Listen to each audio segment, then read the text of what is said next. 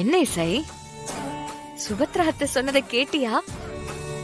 எனக்கும் விஷாலுக்கும் கல்யாணம் ஆக போகுது. நான் முறைப்படி மருமகளா இந்த வீட்டுக்குள்ள வரப்போறேன்.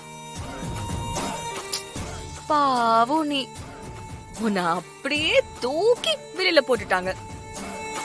இந்த வீட்டுக்கு மருமகளா ஆக வந்த நீ இப்போ வெளியில போக போற பாத்தியா? நான் இந்த வீட்டுக்கு மருமகளா வந்துட்டேன். உன் இடத்த புடிச்சிட்டேன்.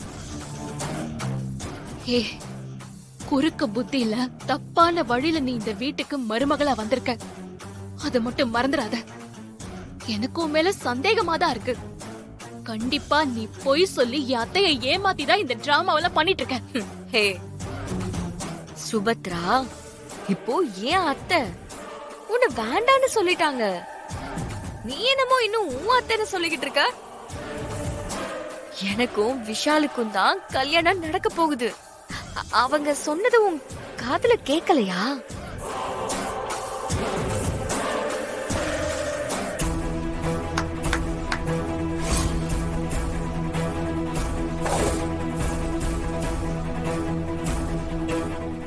நான் அவ்வளவு சீக்கிரம் உன்னை விட்டுற மாட்டேன்.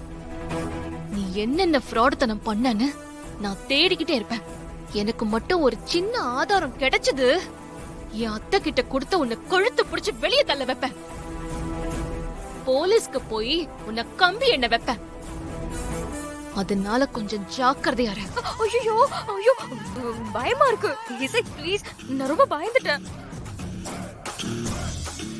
ஏய், இப்ப சொல்றேன் கேட்டுக்கோ. இந்த வீட்டுக்கு நான் மருமகளான அடுத்த செகண்டே என்ன பண்ணுவேன் தெரியுமா?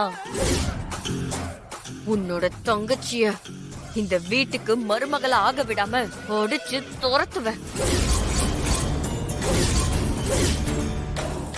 பாக்கலாம், என் தங்கச்சி இந்த வீட்டுக்கு மருமகளா வந்தே தீர்வா.